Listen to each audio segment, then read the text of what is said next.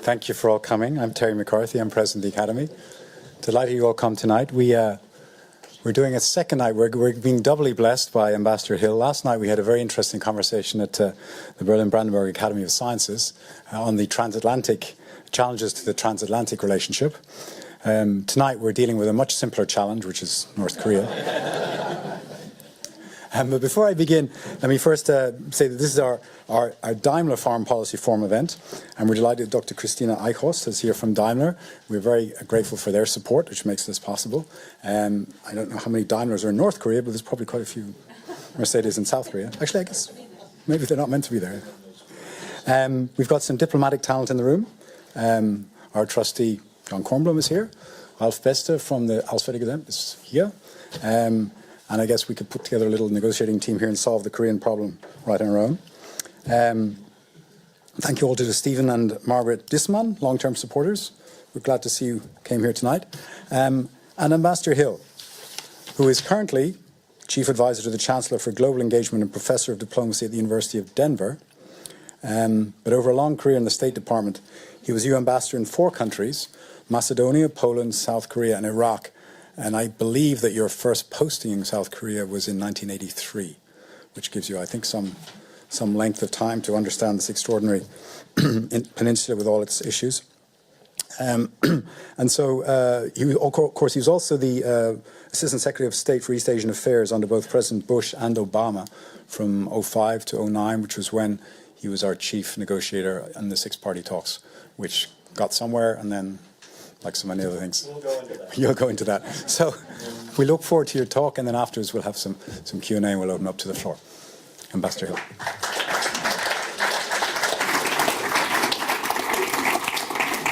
Well, thank you very much, Terry, for that very generous introduction. I would like to make one point of clarification. I'm an advisor to the Chancellor of the University of Denver. I just want to make sure that we don't have the position in any way confused there. But let me say what a great pleasure it is to be here at this American Academy, which I know it's been around since 1994. I cannot think of a more important time for it to be around, to bring us together around not only our common interests, but our common values, about which, in my view, there's a great deal of overlap. So it's a particular pleasure to see here in the front row a former boss of mine, Ambassador John Kornblum. Very quickly, I must explain to you where I first met Ambassador Kornblum. And that was on a city bus in Washington, D.C. I was late for work, so rather than walk, I jumped on the bus, and I found a gentleman that I had never actually met, but I knew who he was, and he was reading the sports page that morning. But so I sat down next to him, I introduced myself, and then I made a strategic decision. Should I talk about sports, or should I talk about the future of Europe? And I went with the latter. And so for about 45 minutes into the State Department, we talked about the future of Europe. And by the way, this was in 1994, about the time we were getting going here with the American Academy. And John then walked into his office where he met his boss and my boss, who became that is Richard Holbrooke, who became my mentor and my tormentor. Richard Holbrooke told John that he had just decided to fire this director of the Balkans, and he said, "Do you know anybody who could do that job right now?" John couldn't think of anyone except the person he had just been on the bus with. So that's how. It's a true story, you know. Especially today, yeah. So anyway, John, I'm glad we talked about the future of Europe. So what I'm going to do today is to talk about the future of North Korea and the future of what we are doing in North Korea. But since we're here in Berlin, only about 8 hours from where I served earlier in Poland, I thought I would start with a very inspiring quotation or quote from a former Polish Party First Secretary, whose name is otherwise lost to history, Władysław Gomułka. And Władysław Gomułka was known for in the 1960s or so for these very long speeches and not entirely very successful metaphors. And one day he stood in front of a big crowd in Krakow, southern Poland, and he said, "Comrades, just a few years ago, our fatherland stood on the very edge of a deep abyss. And I'm here to tell you today, comrades, that we have taken an important step forward." And so I think as we talk about North Korea, in particular as we talk about where we are and where we're going with North Korea, I think it's important that we not take that important step forward, because I think this is a country, indeed a part of the world, that is important to all of us. And I think the issues that we're dealing with in North Korea are really quite vital to all of us. And the issues are, it's pretty clear, North Korea is intent on having nuclear weapons. Now, this did not start a few years ago. This did not start with President Trump's declaration that we have a bigger button than they do. It did not start with President Bush putting them in the axis of evil. Actually, they were quite flattered to be put in the axis of evil. It started quite very early on in the 1960s when they received from the then Soviet Union an experimental reactor, which they have been able to use over the years and turn into an eventual so-called graphite-moderated reactor, kind of old, proven Soviet technology, where you take out fuel rods and you take the spent fuel and you put it in another facility called a reprocessing facility, and you get something called plutonium. And to this day, we have had an opportunity to look at the reactor. In fact, I was inside the reactor at one point, but we had scientists look at this and look at the production records of this reactor going back from when it really began operating in the mid-1980s until the time that we were able to see it in 2007. And we know that they have, depending on their bomb design, depending on how much plutonium they need per bomb, they have upwards of some 20 weapons, maybe more, 30 weapons perhaps, maybe fewer if they have to use more plutonium. Now, there are those who say, well, what's 30 nuclear weapons? After all, the United States has 1,000, and, well, 30 nuclear weapons is a problem, and I think we need to talk about how big that problem is. The United States, I think, began to take it very seriously during the Clinton administration. And I think there was a very good faith effort on our part to try to say to the North Koreans, okay, you want nuclear power. After all, they have some very cheap coal. They don't have any oil. They don't have any gas. But we are prepared to help you have nuclear power with something called a light water reactor. And this was the concept of a reactor where it is much more difficult to convert the spent fuel into usable weapons-grade plutonium. So the thought was, if we substitute a light water reactor, North Korea could become a nuclear country, that is, civil nuclear country, but would be less inclined to have a nuclear weapons program. So this was done during the Clinton administration. And then toward the end of the Clinton administration, the Clinton administration began to see that there were some purchases by the North Koreans of equipment that was very much consistent with a so-called highly enriched uranium program. Now, most countries, including my own, that have pursued nuclear weapons have done it through these two paths, one plutonium and the other through an enrichment process of uranium, such that when you get the uranium enriched to some 80 and 90%, you can also use that in a bomb design.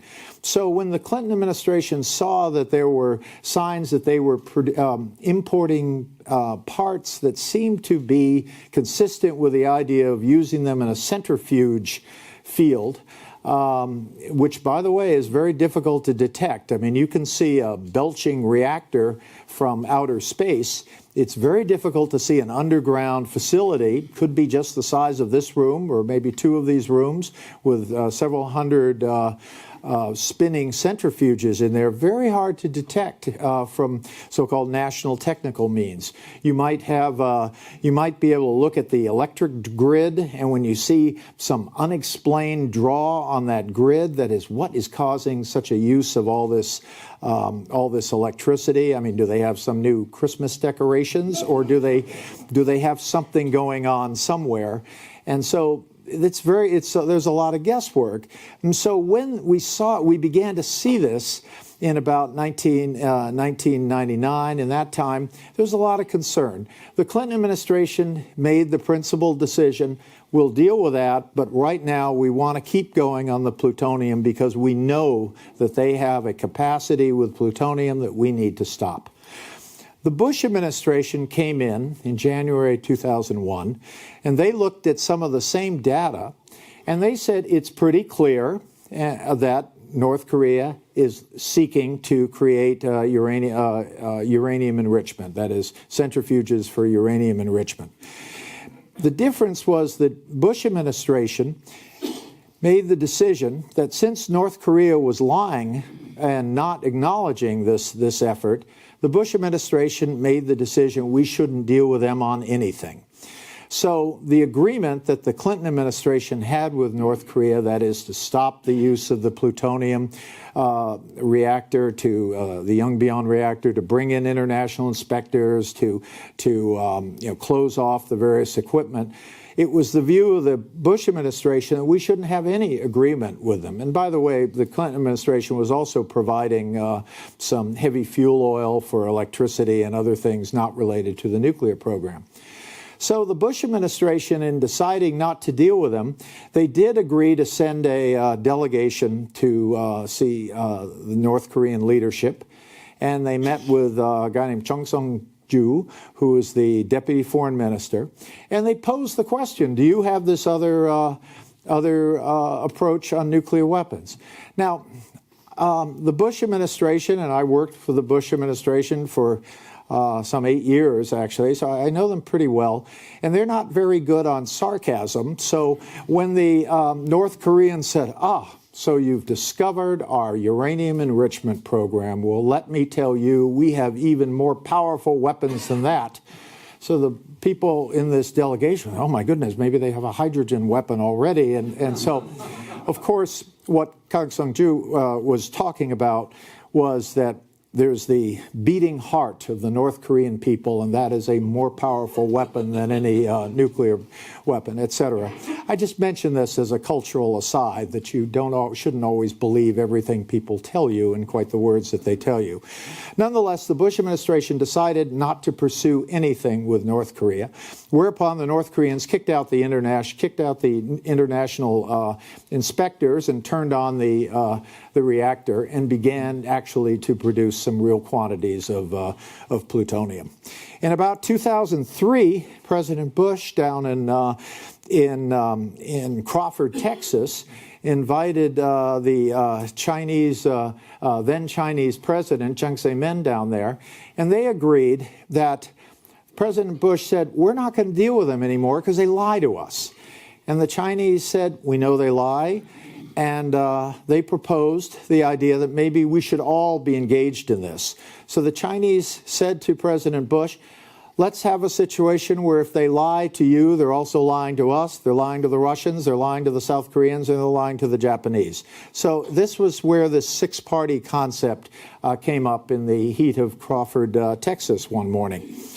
So they began a kind of some discussions in a six-party process. And so I by this time was ambassador in South Korea, and in 2005 I was asked to come back and head up this and be the Assistant Secretary for Asia. So the first thing I said to my new boss, Condoleezza Rice, is I need to be able to talk to the North Koreans. And even that was an elusive concept, that you should actually talk to the North Koreans. And she said, well, it's fine, provided you have the others in the room. And I said something to the effect that not since high school have I been recommended that I have to have someone else in the room when I'm talking to someone. So she agreed that we had to have a situation where the six parties was really a platform, and on that platform you could have bilateral discussions, trilateral discussions, quadrilateral discussions. We could go talk to the Chinese and strategize how we're going to deal with the North Koreans, and that's how we eventually worked it. Later, I looked at how this was working, and I remembered my old mentor and tormentor, Dick Holbrooke, when he started the Dayton Peace Accords. Everyone thought, oh, this will be a three-day deal, which is what they were doing in China with these talks. That is, you spend one day getting in on the traffic from the airport in Beijing, the second day shouting at each other, and the third day having the Chinese issue a statement about how much progress was made and that we'll meet again. So I told Wu Dawei, the Chinese, the head of the delegation, I think we ought to just stay till we have something. It was straight Holbrooke. And Wu Dawei, looked at their food budget and said, well, okay, we'll do it. So it took several weeks to get this done. The North Koreans had never seen anything like it. They said, are we going back home now? No, we're staying here. And so finally, after a few weeks, we did one-day break to go back for so-called consultations. They came back in September, and in September 19th, 2005, we reached a statement signed or agreed by all six parties. What was important about the statement was North Korea committed itself to the complete denuclearization, the abandonment of all their nuclear programs and nuclear weapons. They committed themselves to the early return to the Non-Proliferation Treaty. Why is that important? Because to return to the Non-Proliferation Treaty is to do so as a non-nuclear state. And moreover, they agreed to allow in international inspectors to shut down and to begin a process of dismantling the program. So that very day, September 19th, was followed by September 20, and on September 20, the U.S. announced new sanctions against North Korea, which involve freezing bank accounts in an obscure place called, obscure bank called BDA. BDA was Banco Delta Asia in Macau. And so the North Koreans charged us with bad faith, and we went about 18 months without any negotiations. To get to the end of that part of the story, though, we eventually did get them to shut down the reactor, to bring in international inspectors, to disable the reactor, to blow up the cooling tower, and otherwise to try to continue. In 2008, however, with the Bush administration winding down, soon to be replaced by either the McCain or the Obama administration, we found that we weren't getting the answers from the North Koreans because we needed more verification. They had given us a list of their nuclear programs, but we did not see some things that we knew should be on that list. But more importantly, because frankly, I didn't really care what their list was, what I cared about was whether North Korea would allow us to inspect some site that was not declared. And there we ran into a problem. Now, why they stopped cooperating on that is hard to say. I think you may recall that in the summer of 2008, Kim Jong-il, the chairman of North Korea, Kim Jong-il had become Kim Jong very ill. He had clearly a stroke we estimate in July, and so we weren't getting answers. So there was no sense of panic, but at the same time, we weren't making progress. And so we finally ended the negotiations, turned them over to the Obama administration, and they started anew. The Obama administration tried to start things, but they were never able to get the thing going. They were never able to get to the point where we left it at, because in negotiating with North Korea, you push a rock up the hill and then you leave it alone and it comes right down to the bottom. So the Obama administration decided this is really not going to work. And so during the 8 years of the Obama administration, very little negotiation with North Korea, but a real effort to try to engage China and make sure that China was on the same page. And I'm going to get back to China because I really worry about where we are with China. But certainly the Obama administration did a lot of work with the Chinese, and we're also effective in introducing some, frankly speaking, if you read the New York Times, in particular the David Sanger pieces in the New York Times, the Obama administration was engaged in some efforts, some direct efforts against North Korean missiles through cyber warfare. Again, it's nothing anyone acknowledges, but if you read the New York Times, it's pretty clear that David Sanger knew what he was talking about on that. So very little was done on our side except to talk to the Chinese and maybe do some direct measures against the North Koreans. But meanwhile, the North Koreans had taken old missiles, mainly Soviet missiles, and replace them with a whole new generation of solid fuel missiles. Now, solid fuel versus liquid fuel may seem kind of some esoteric issue, but it makes a big difference, because if you stand up a liquid fuel missile, you have to put the fuel in it after you've stood it up. You can't hide it in a forest and have it all fueled and take off. So you put it up, you attach it. We can see this from overhead, and we know that they have a missile ready to go.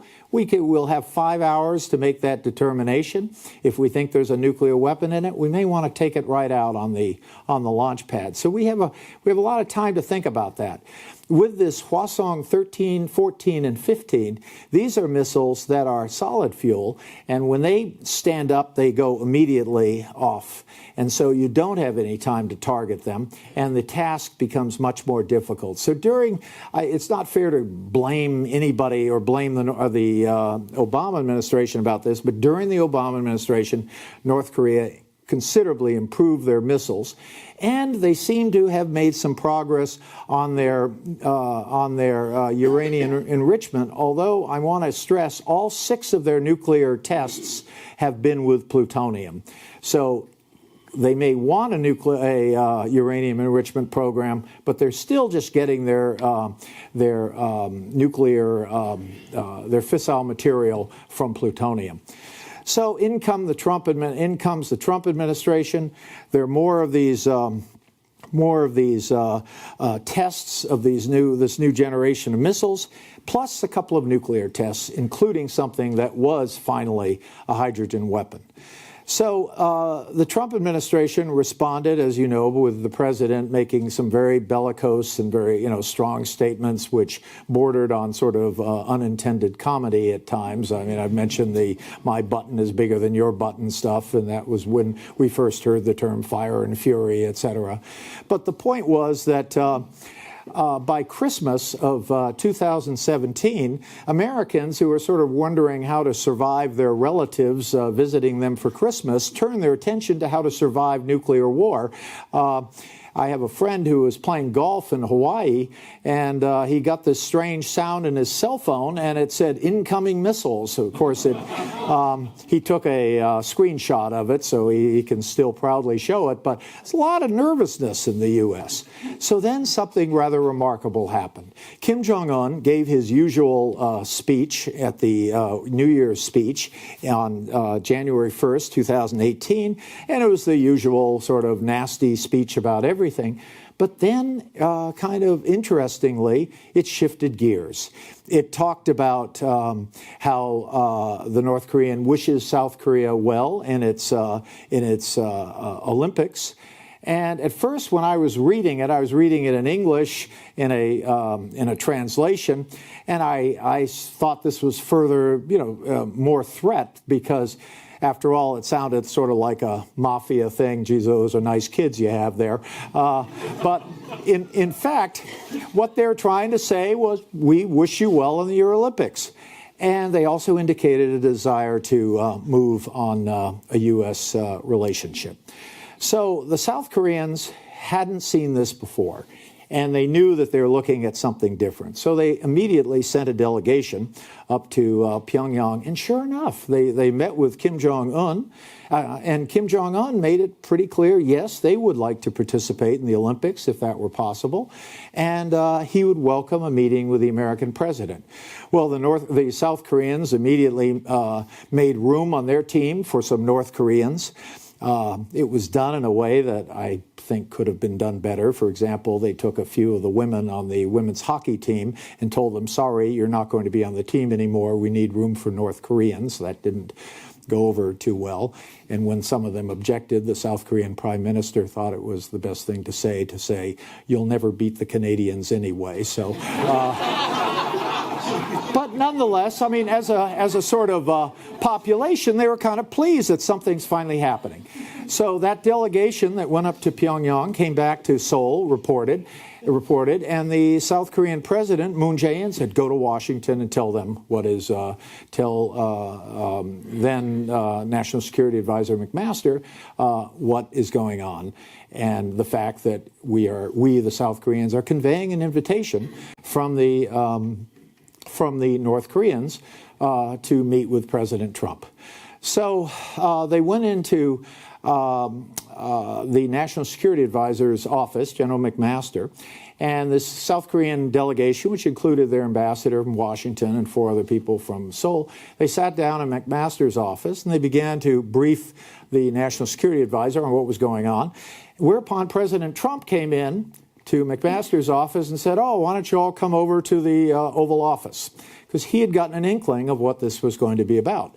So the South Koreans were a little uncomfortable moving into the Oval Office. That's something for their president, not for them, but they nonetheless came into the Oval Office.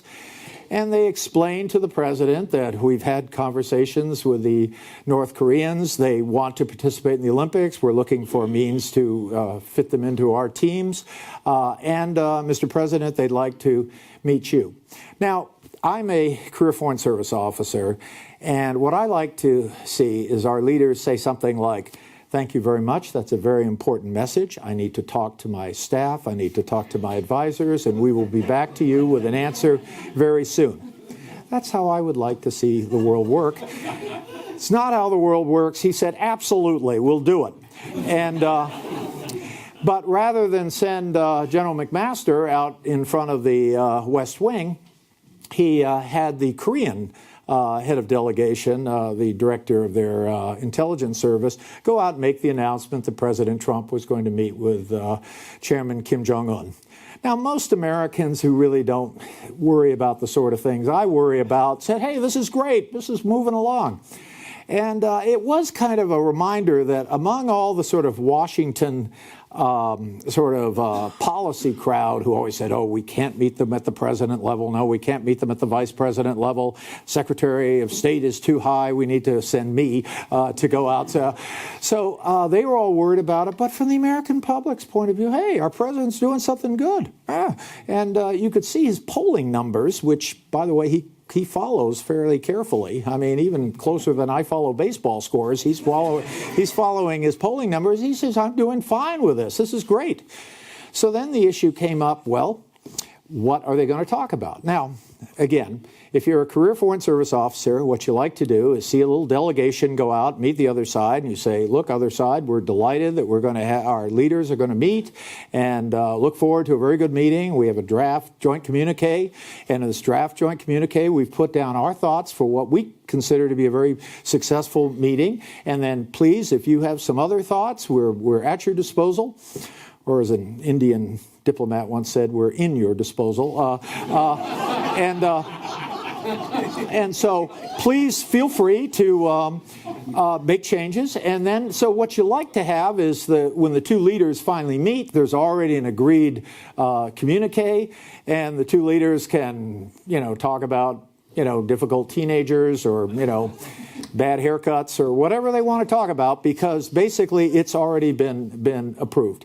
That's not what happened. So we had some American diplomats talk to some North Koreans. In fact, I know the North Korean they were talking to, and Chae Sun-wi, and I talked to my former deputy who is now ambassador in the Philippines.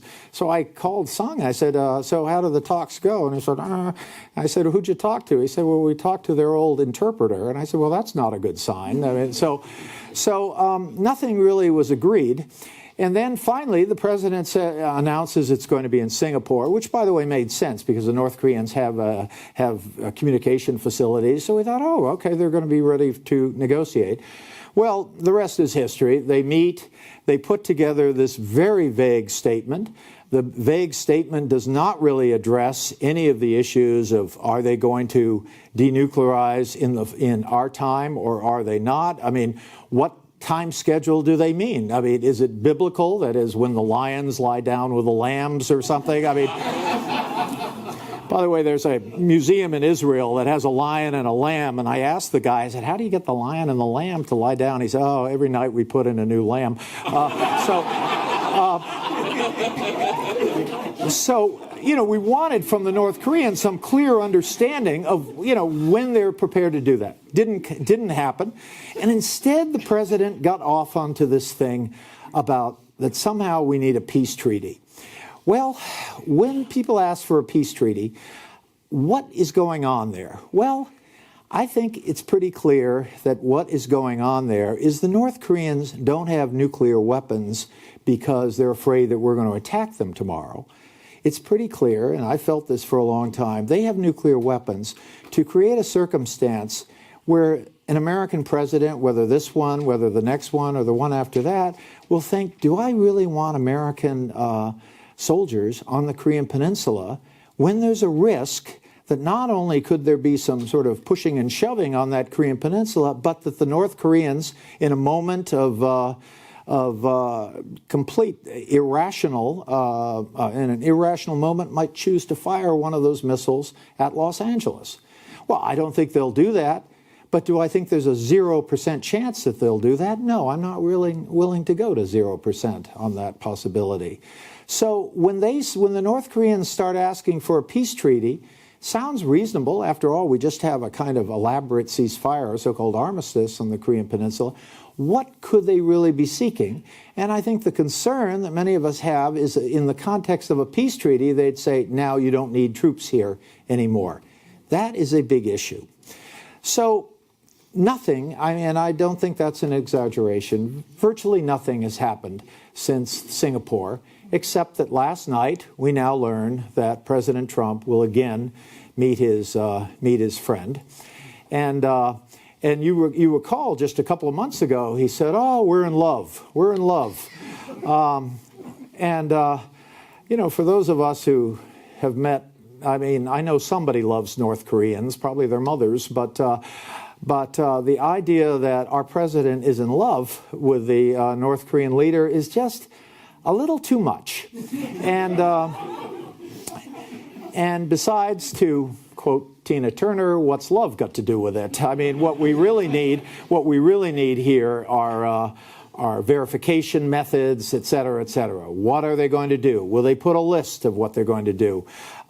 In the context of that list, will they agree on which things need to be disabled or dismantled? These are not things that have to fall according to this kind of North Korean exceptionalism, to borrow a moment from last night's talk, but rather we need the North Koreans to understand there are procedures for denuclearization. We need to have an understanding of what you're going to do. Instead, in the last few months, the North Koreans have subjected us to these sort of, instead of random acts of kindness, which are a nice thing, they've subjected us to sort of random acts of denuclearization. So we learned that the Pungi test site is going to be decommissioned, in fact, was decommissioned.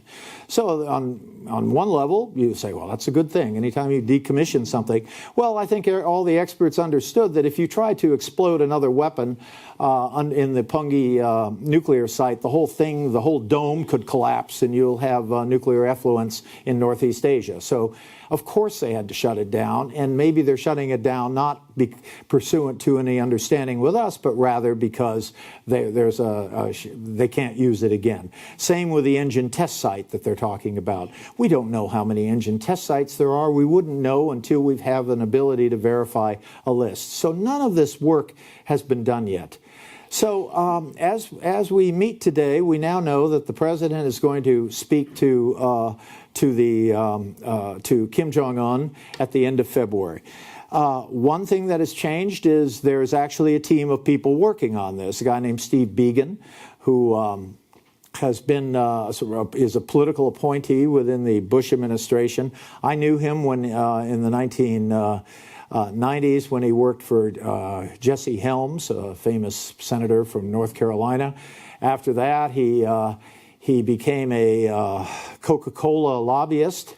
Then he went back into the government during the George W. Bush administration. Then he stepped out, and he's a lobbyist for Ford Motor Company, and now he's back in. So he's had a lot of private sector and government work, not a lot on North Korea. And so he gave a speech the other day at Stanford on his way out to South Korea, and I think today, as of today, he should be in North Korea. So I looked at his speech. This came two days ago. His name is Biegun, it was a lengthy speech, and I was looking for what clues we have. He referred to some North Korean public positions of agreement to denuclearization in the absence of any further detail. So I guess that was good, although as a general rule, when you're a negotiator, you let the other guy say what the other guy's position is, because you don't want to say, well, the other guy thinks this, and then the other guy says, no, I don't. And then, so that was kind of another sort of tradecraft problem. But he then said, of course, they will want some compensating measures, and I look forward to finding out what they are. Well, no kidding, Sherlock, because that is the whole question. Are the compensating measures, for example, that we need to remove our troops from South Korea? Big stuff. Are the compensating measures that the U.S. needs to get rid of all its nuclear weapons, regardless of arms control agreements with Russia, et cetera? That's also big stuff. Are the compensating measures simply that the North Koreans want us to relax sanctions? That's, I think, something that ought to be on the table, except that the Trump administration said, we will never relax any sanctions until they've fully denuclearized. So it is very hard to say whether this negotiation has the parameters of being a successful negotiation. President Trump is taking a considerable amount of credit for this, because during this time, or during the time that after Kim Jong-un's January 1st, 2018 speech, there have been no tests of missiles and no nuclear tests. That's a positive sign. I think we all have to accept that. But that doesn't mean they've given up anything. That doesn't mean they've agreed to do anything in terms of disabling or dismantling or otherwise stopping their program. If anything, we see more signs that they are continuing to develop those missiles, maybe not test them, but to develop them. And we see more signs that they're continuing to develop a nuclear weapon design for these pucks they're called pucks, like in hockey, for plutonium. And we also don't know the status of their uranium enrichment program. So right now, I would say on the positive side, the Trump administration is trying to do something about this. On the negative side, we're not sure what they're going to do, and nor do we have any indication what the North Koreans are going to do, nor do we have anything from this administration about whether we're willing to work with others. I found it was very important to work with China, because if you think working with China is difficult, try working against China, and you will see how difficult that is. So I would like to see some effort at rekindling, to mix the metaphor, some patterns of cooperation with China, and I think this is a good place to start. But right now we have our hands full with China on some of these trade issues, intellectual property rights issues. And by the way, China does not seem to be marching to the same tune we are. I think we need to be prepared to talk to the Chinese very seriously. If the Chinese really think that we should get our troops out of South Korea, which seems to be their position, which lines up nicely with the North Koreans, I think the question to China is, does that mean you want to see our troops out of Japan? because it is unlikely, in my view, that Japan would want to be the only country in Asia to have U.S. troops. So if there are no U.S. troops in Korea, and by the way, a lot of the troops in Japan are there to support any warfighting effort by troops in Korea. If you don't have those troops in Korea, would they stay in Japan? And I happen to believe that it's useful for everybody that U.S. troops are in Korea and Japan, and I think we can make that case to the Chinese. But it's clear they don't believe it right now. So I think we need to assure the Chinese that we would not, in the event of the demise of North Korea, which I consider would be a very good day, but in the event of their demise, we need to be able to assure China that there will be no U.S. troops north of the 38th parallel. We need to assure China there will be no listening posts north of the 38th parallel. We need to understand the organic relationship between this neighbor of China and what goes on internally in China. You know, we're from a world where we understand that's a sovereign nation, we're a sovereign nation. That's not necessarily how China looks at some of these neighbors. You know, we're the Middle Kingdom and they're the tributary state. That's a different way of looking at it, and we need to be prepared to have that discussion. Would the Chinese be happy to see a situation where if North Korea collapses and South Korea is a successor state, are they going to be satisfied with that? Would they consider that a win-win? And as much as Xi Jinping talks about win-win, believe me, the Chinese think win-win is the name of some Burmese dissident. They do not have a concept of a sort of win-win with the U.S. on the Korean Peninsula. We need to have those discussions. So I think one of the biggest flaws as we go forward with North Korea is we have not filled in the diplomatic architecture around North Korea. We've not worked with key states. The Japanese are very worried that we'll put limits on long-range missiles that could hit Los Angeles, but not the medium-sized missiles that could hit Kyoto. A lot of concerns in Japan about how we're handling this. And while the Korean leadership right now, South Korean leadership, Moon Jae-in, while he wants to move ahead, he knows that if he is judged as the person who's weakened the U.S. alliance, that is not good politics for him. So even the progressives in Korea, many of whom feel that the great powers have conspired to keep the Korean people apart, if only the great powers would be removed, we can work things out.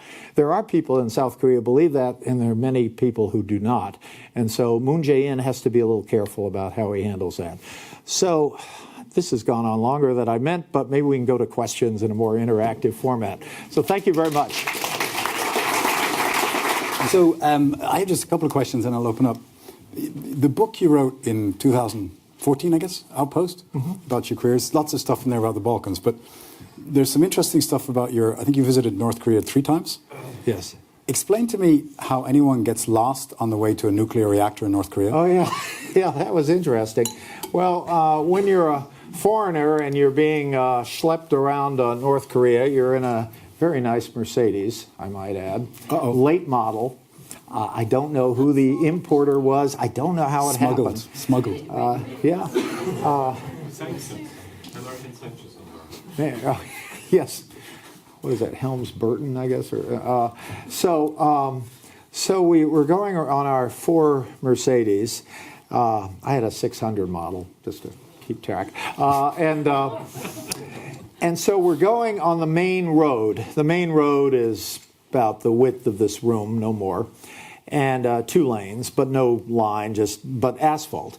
And then, for no apparent reason, we turn left onto a dirt road, and no signs or anything. So we're going on this dirt road. Then we take another right, and we start going through these North Korean villages, which I just found fascinating. I mean, you mentioned my time in the Balkans. By the way, I think everything I ever learned, I learned in the Balkans. You know, once you've been there, you don't need to learn anything else. And so, I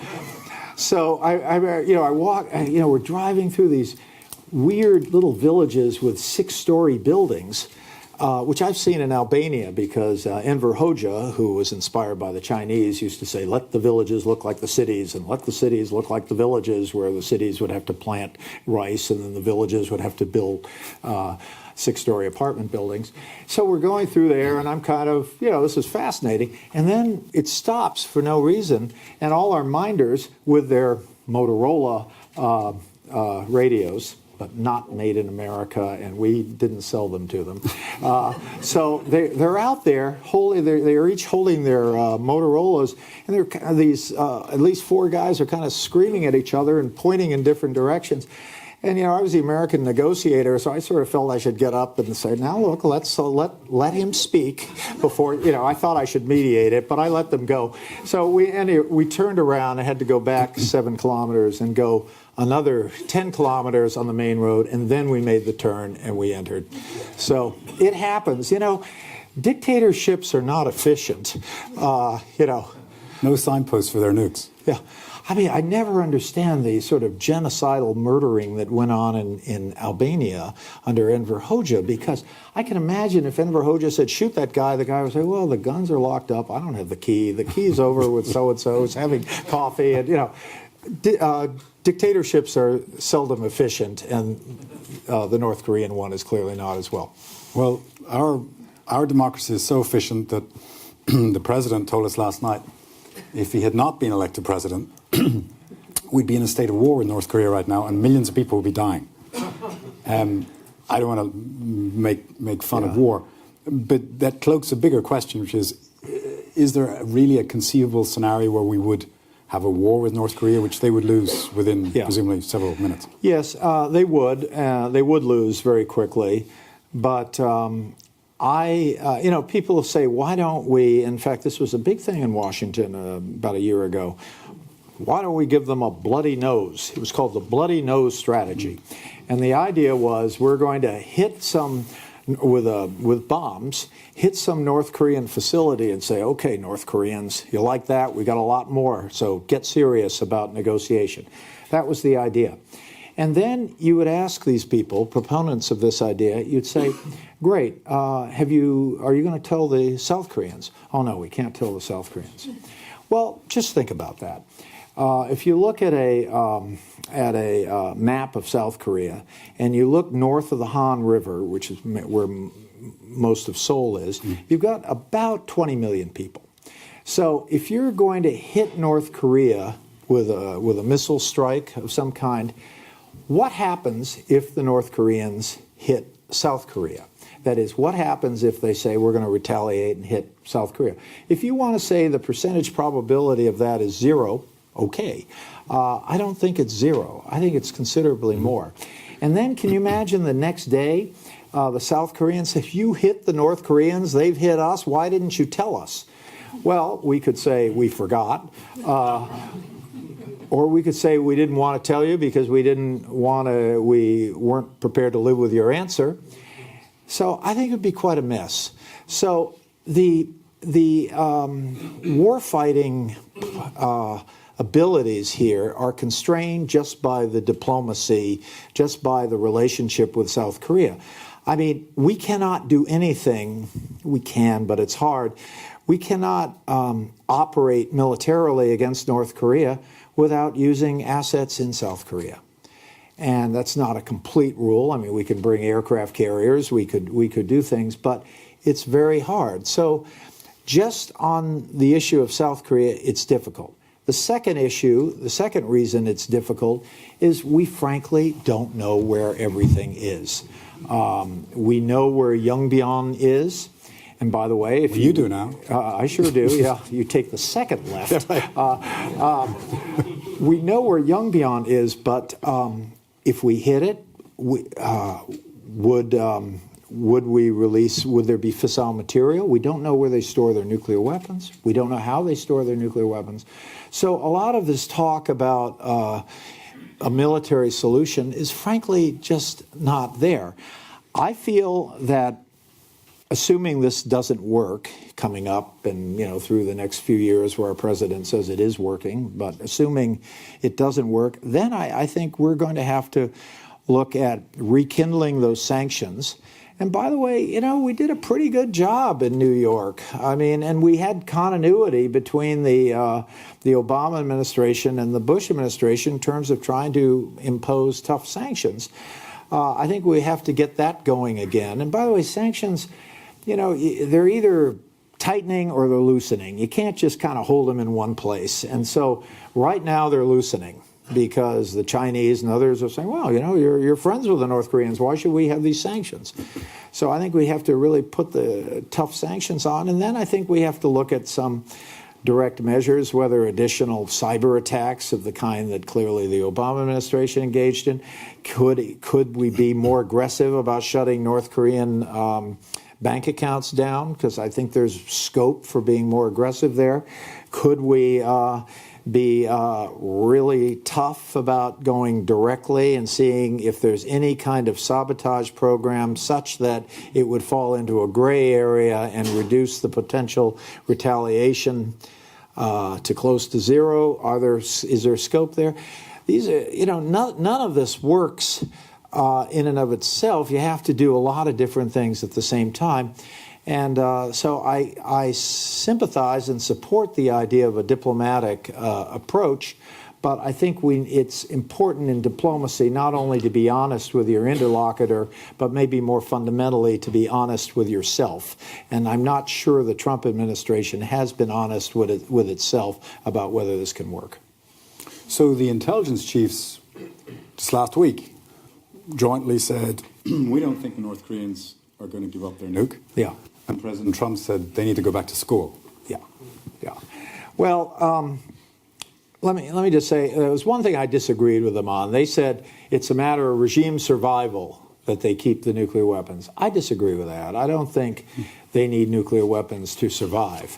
I mean, if this regime is ultimately overthrown, it's not going to be our attacks into North Korea. It's going to be internal implosion. It's going to be, a system that has finally kind of come to a halt and isn't going to work. So when the intelligence chiefs say it's a matter of regime survival, I have my questions about that. I also don't like to hear the term never. Never is a long time, and I don't think you can say that. And finally, and to say they will never give up their nuclear weapons, I mean, let's say, figuratively speaking, you hold a gun at someone's head and say, will you give up your nuclear weapons? I'll bet that person does. So the question is, that's figuratively speaking.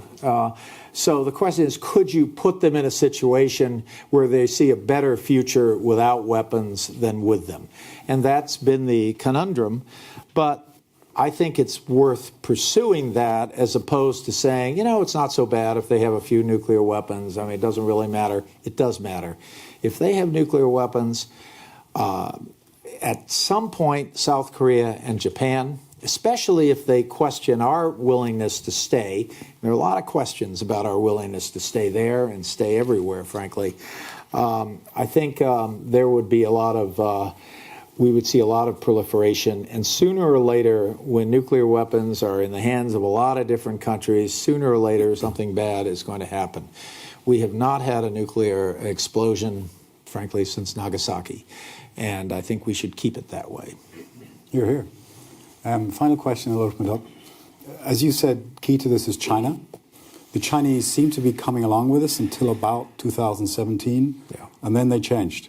Yeah. And was it they were scared that we were going to be successful? What was the Chinese shift? I think the Chinese have a lot of concerns about our reliability as a partner, but I don't want to put this all on us. I think China has a lot of their own internal problems. There are a lot of Chinese who think there ought to be sweeping changes in China. There are other Chinese who believe they just need to tinker a little on the party state. And so there's this kind of debate within China. There are 1.3 billion people there. So I think there's if China saw their neighboring Marxist-Leninist state go down, how would that affect their internal debate? I don't know the answer to that, but more importantly, they don't know the answer to that. And I think they're very worried about changing the external environment around China because it could have rather immediate, and if not immediate, then near-term impacts domestically within China, which is why I think we have to have some serious conversations with them. Now, there are people, in fact, I heard the argument last night that say the U.S. agreed never to have Poland as a NATO member, and so we've already lost our credibility, and we could never convince the Chinese that we would not put troops north of the 38th parallel, et cetera. Well, I think we could reach an agreement, an understanding with the Chinese, consistent with South Korean sovereignty, by the way. I mean, we X, Y, and Z in South Korea, unless the South Koreans agree to that. And Chinese, their first instinct is not always to respect the sovereignty of the countries around them. I mean, people say that about us, but in China, I think it's been a longer-term problem. So we need to have these kinds of discussions with them. And as much as I support getting tough with them on trade, because, $375 billion is a lot of trade that's going one way. And, it's just not politically sustainable. I mean, how can someone in Michigan say, oh, I got it, it's important that we solve this North Korean issue, when the person doesn't have a job? I mean, I think we have to deal with these trade issues, but we have to do it in a way that we can still talk to them about these important nuclear issues. And being an old-fashioned guy, I just think nuclear weapons are the biggest threat to us today. Who has questions? Travis has a microphone. If you can put your hand up, we'll get to you one by one. There's a gentleman here, Mitchell, yeah. First up. Yes. Is this on? Yeah. Good.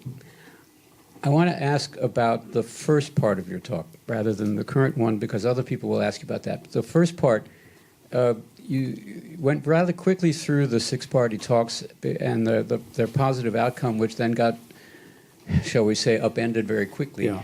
But before the upending, what was offered to the North Koreans to make them want to sign in the first place? Yeah.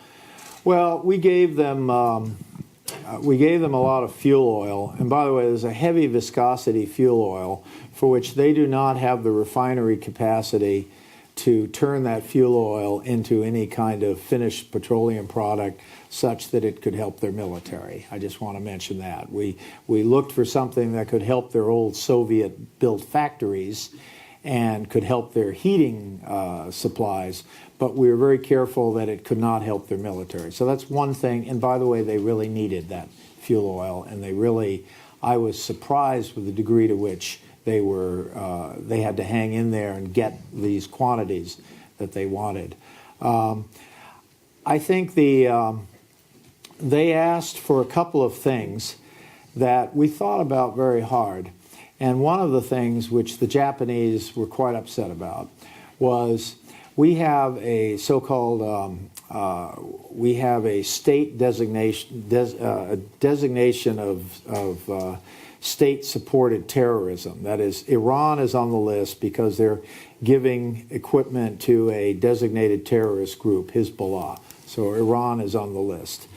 North Korea has been on the list because they actually engaged in some terrorist activity, including trying to kill the South Korean cabinet under Chun Doo-hwan in Burma back in the early 80s. So they were appropriately on the list, but the law says that after 6 months, this can be reevaluated. And they wanted to be off that list of state-sponsored terrorism.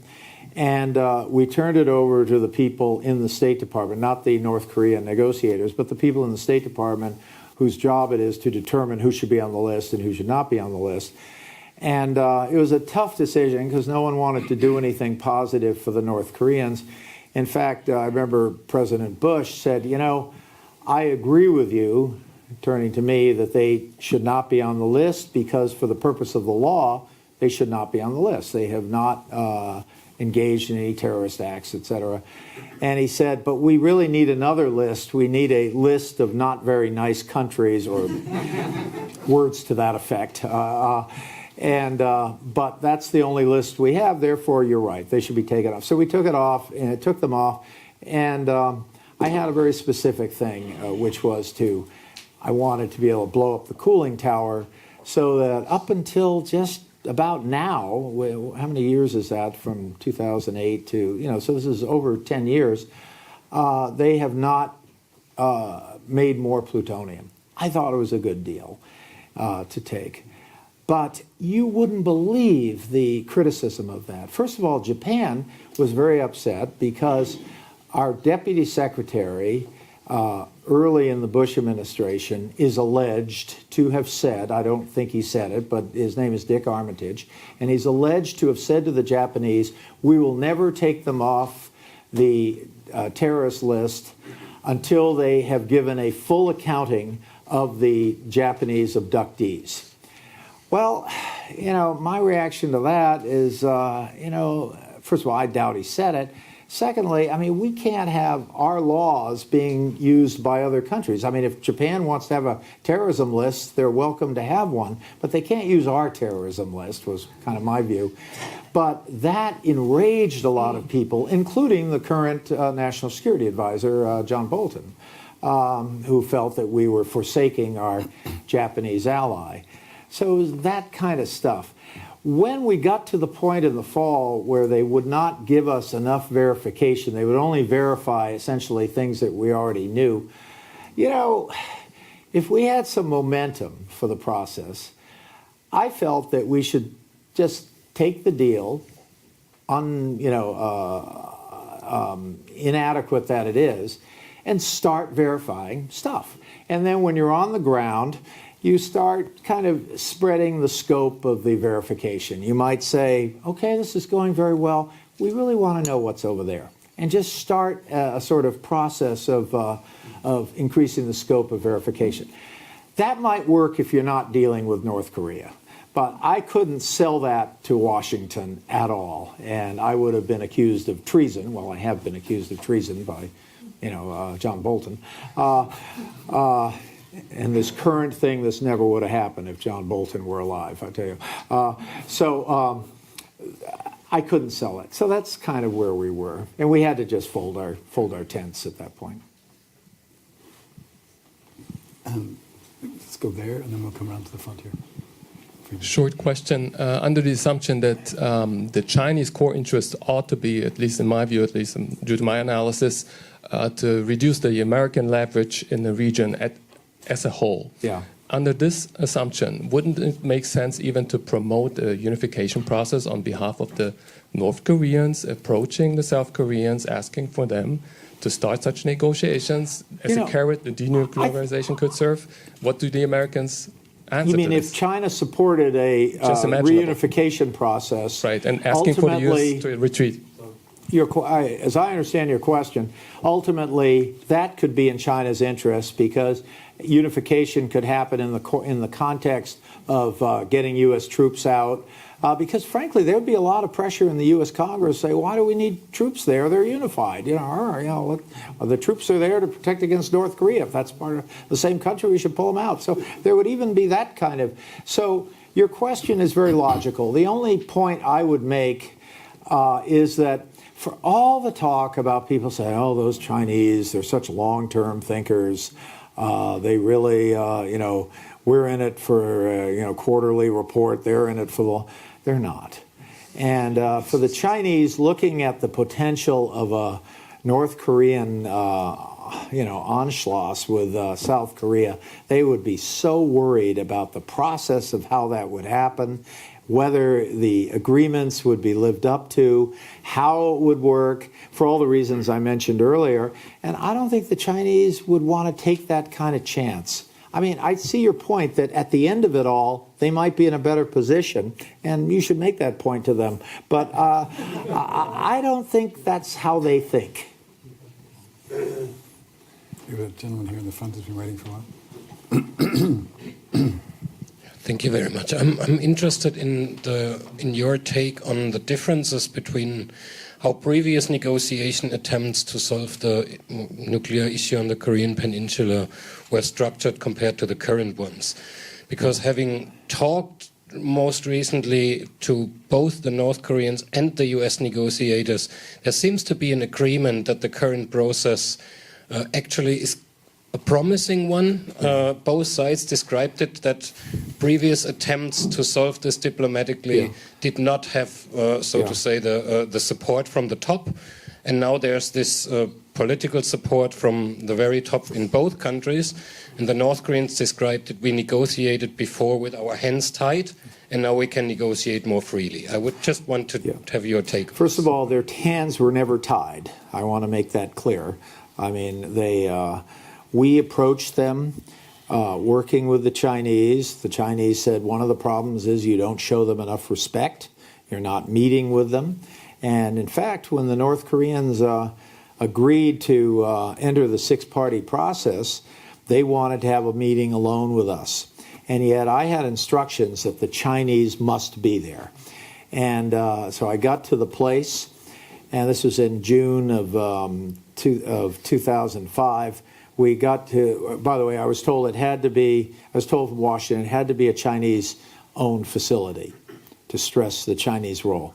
So I found the business center behind the St. Regis Hotel turned out to be a Chinese-owned facility, so I went along with that idea. They own a lot of stuff in Beijing, by the way. And then we were told that, I was told I had to have the Chinese present. So the Chinese, on the day of the meeting, the Chinese wouldn't answer their phone. It was on a Saturday in Beijing, and we couldn't get the Chinese to guarantee they were going to be there. So I go to the site, there are no Chinese and no North Koreans. And so I looked at what would be a complete non-event. Everyone was looking forward to this, and with the resumption of six-party talks. So I said I asked the guy in our embassy to call up and ask the North Koreans if they're planning to come. The North Koreans answered him and said, "Are the Chinese there?" And I said, "They're not here. Are you coming?" So I went ahead and did it. And you wouldn't believe the problems I had as a result of that, because it looked like I was a diplomat who had gone rogue. But, we had a deal. The Chinese didn't show, and we decided to go ahead anyway. So that was, I think, the right thing to do. So it was a question of trying to show them some respect. I think President Trump has maybe done that and then too much more. I think it's good to show them respect. And I think meeting them at the highest level certainly has accomplished that. But I have my concerns that the North Koreans get a lot of what they want, and we're getting very little of what we want.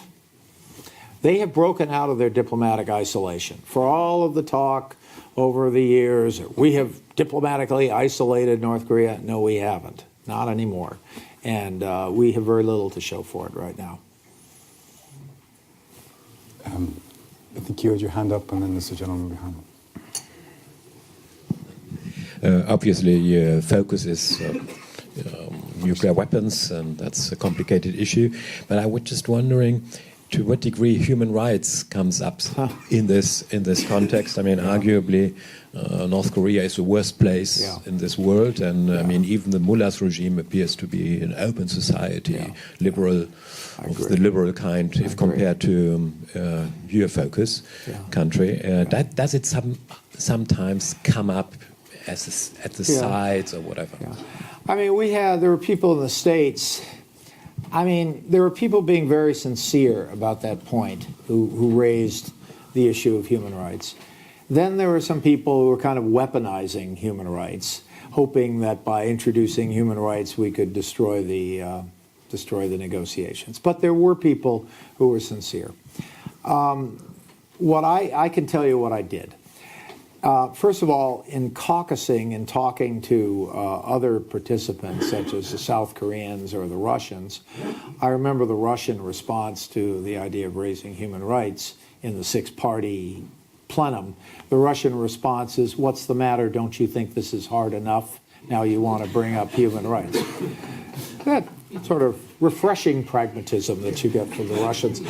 But what I did say to the North Koreans, I said, look, if we are making progress, Mr. Kim, we're talking to Kim Gae-gwan, we are making progress here.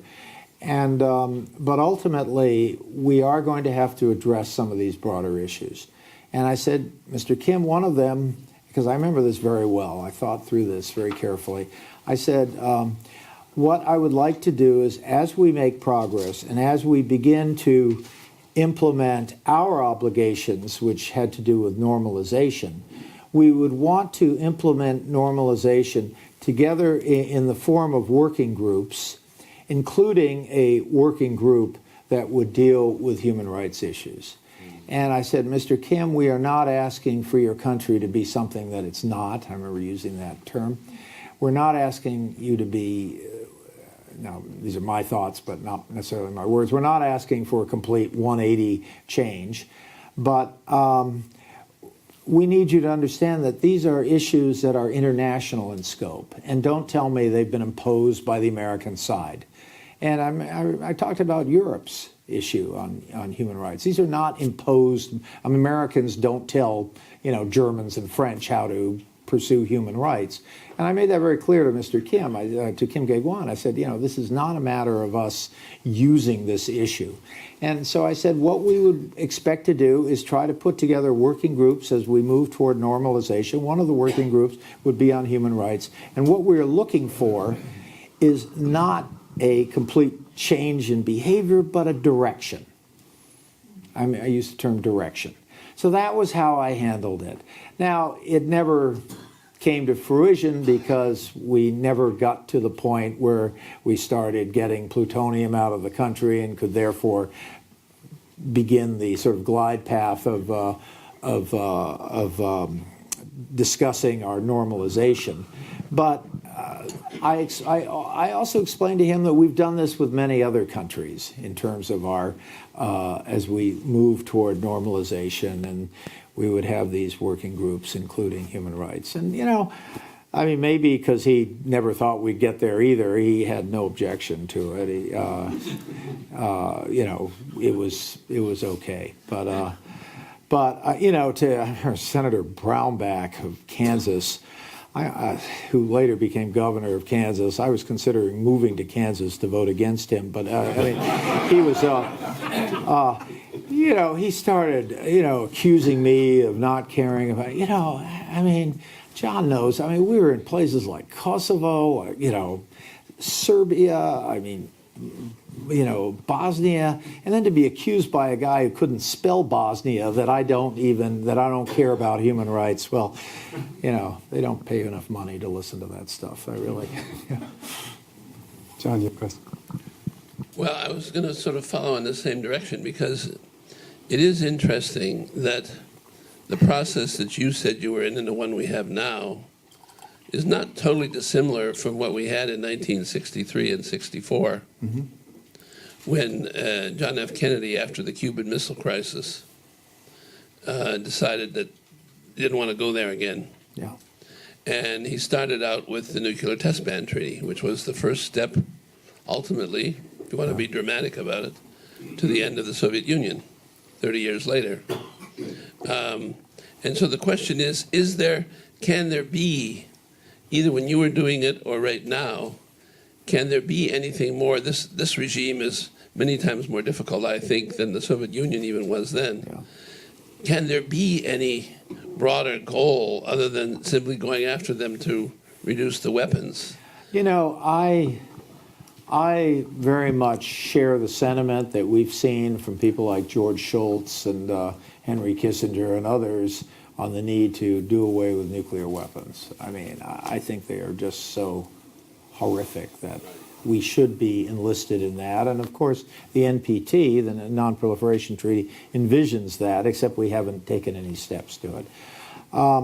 If we got into a sort of arms-controlled build-down with the North Koreans, I could see doing some of that with the understanding that many countries, such as South Korea, don't have nuclear weapons because we offer them a so-called nuclear umbrella.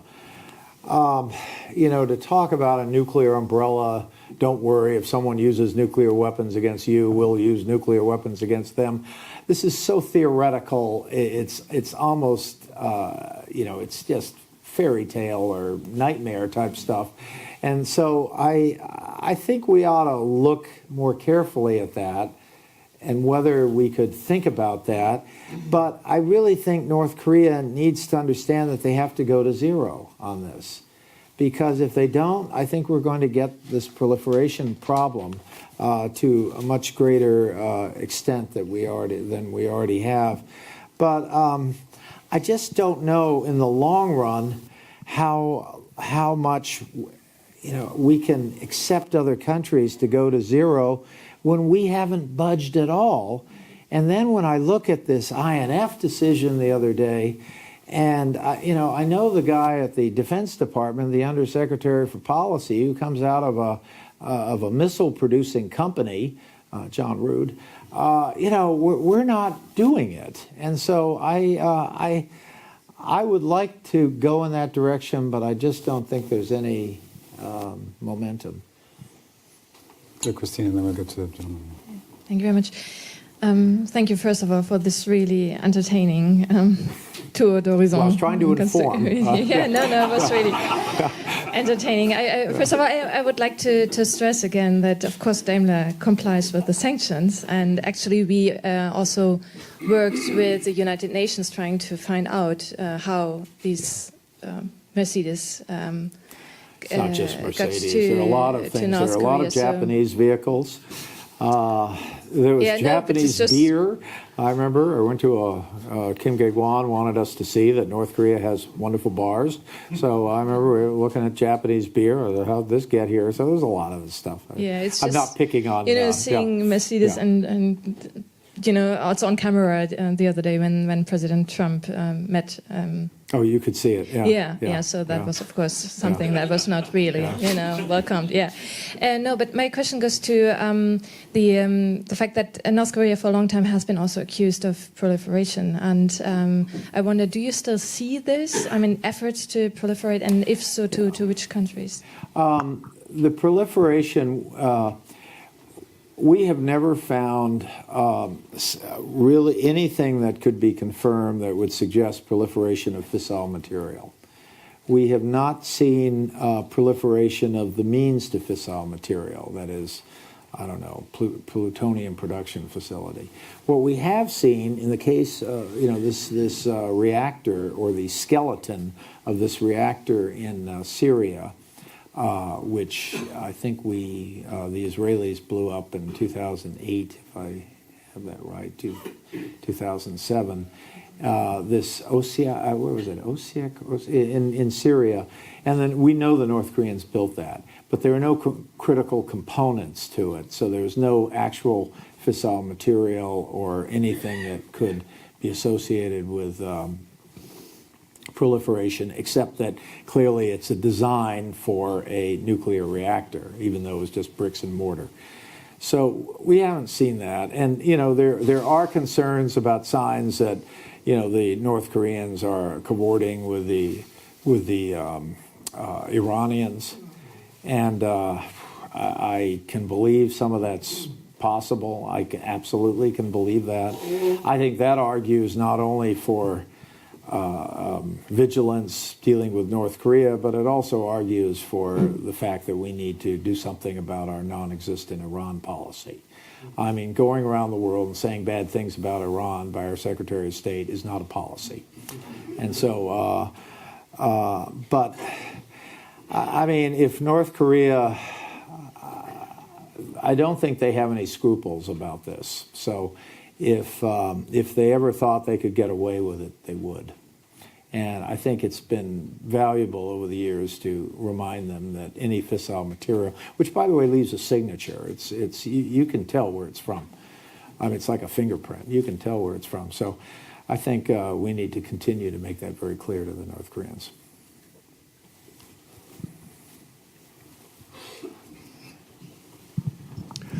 The focus on China is obvious. I wonder whether you could say a little bit more about the role of Russia more recently, the friend of Trump's, what his interests are in the area.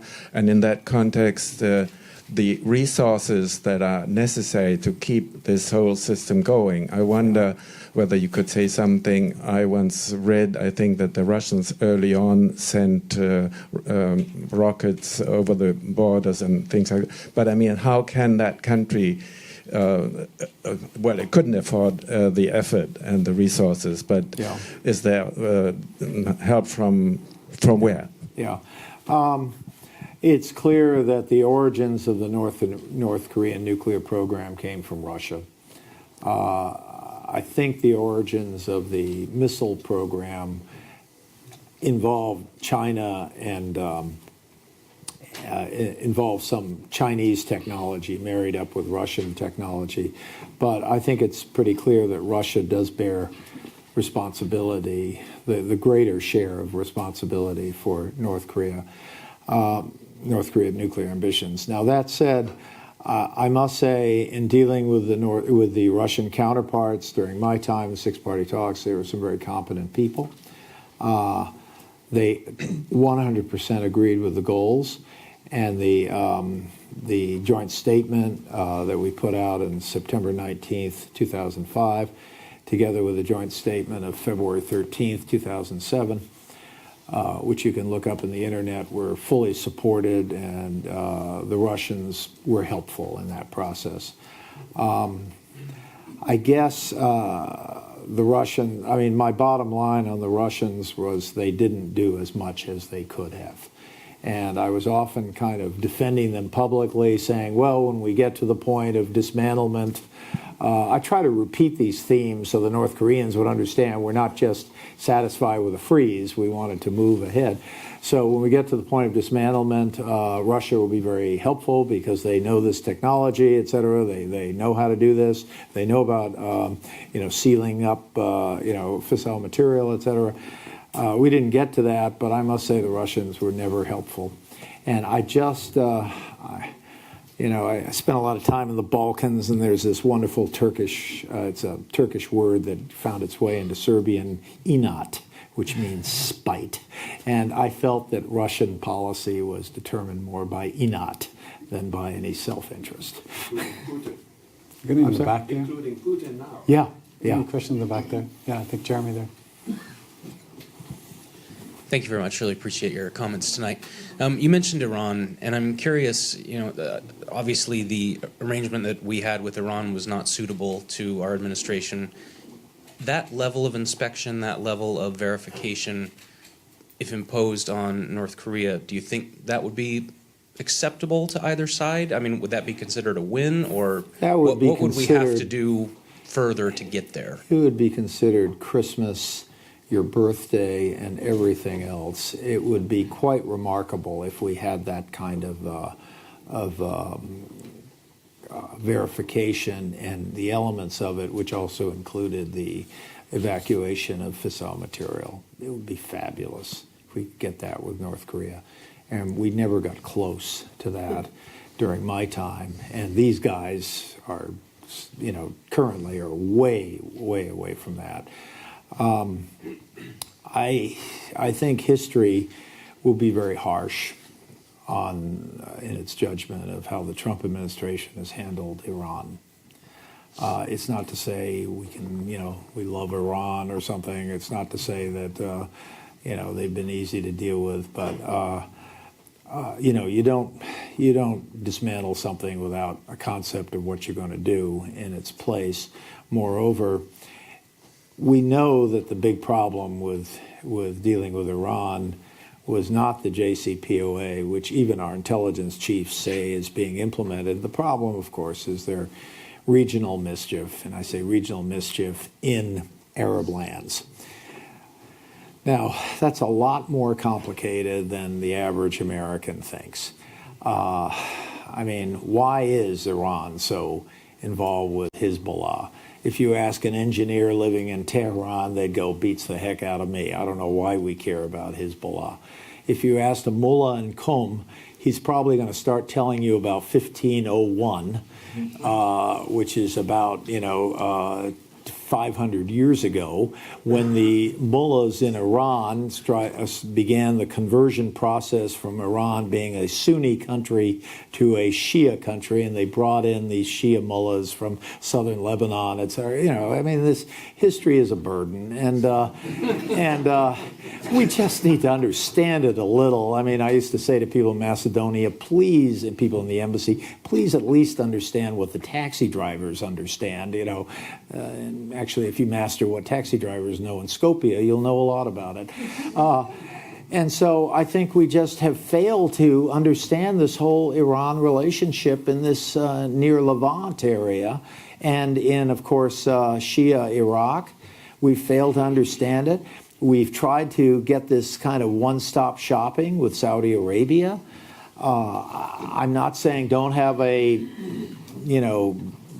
decent relationship with Saudi Arabia, but don't expect Saudi Arabia to do things that it doesn't consider in its own interest. So, I mean, we did not deal with the regional issues with Iran because the Saudis didn't want us to, and a number of other countries, by the way, Israel didn't want us to.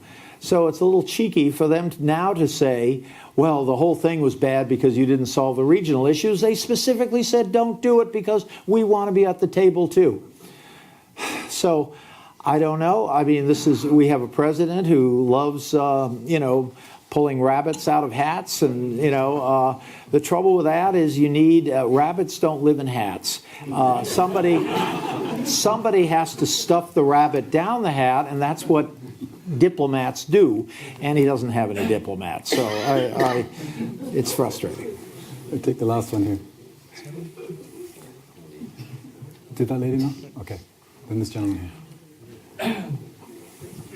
You mentioned Iran and North Korea. There are people who say because Donald Trump accepted and gave North Korea some diplomatic engagement, it's because they were able to detonate, as you said, a hydrogen bomb. Yeah, he showed more respect to the North Koreans. And to have the missiles that could potentially reach American soil. Yeah. Isn't that exactly what the Iranians would like to? So isn't that an encouragement for the Iranians to develop nuclear weapons and to develop? And apparently they have already missiles that could reach 2,500 or plus kilometers. If they could reach American soil, he would negotiate with them? Yeah.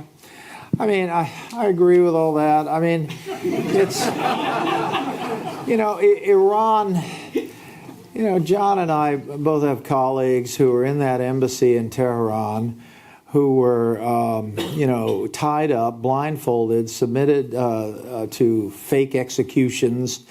Many of them never recovered, frankly speaking. And the Iranians have never come close to saying they're sorry, to taking any responsibility for any of that stuff. And then they expect us to go, oh, we're going to look to tomorrow, and I was in Nasiriyah in southern Iraq, and I'm driving along in my, I'll finish with this story, actually. I was in seeing the regional assembly of the Dikar province in south central Iraq, which is very Shia. And so they wanted a new hospital. I said, I'll work on that. They wanted a new school. I'll work on that. And they want a new international airport. And I said, that's a problem. What with, let's work on the school thing and the, hospital thing. And then, maybe some point we can talk about getting more tourism and, if it justifies the creation of an international airport, et cetera. And so, kind of a tough meeting, and I go out, I get into my car, we're going about 20 minutes, we got about 6 Chevy Suburbans, and we're going out of Nasiriyah, and kaboom, we hit this IED, this improvised explosive device. Fortunately, it was ahead of my car, not under the car, one of these cell phone detonated things. And then I remember we got to the base where we were going, and I'm checking to make sure everyone's okay, and because these explosions are not a lot of fun, and I remember I went to Jeff Pritchard, who's my military advisor, and I said, Jeff, are you okay? And he looks at me and he said, sir, you should have said yes to the airport.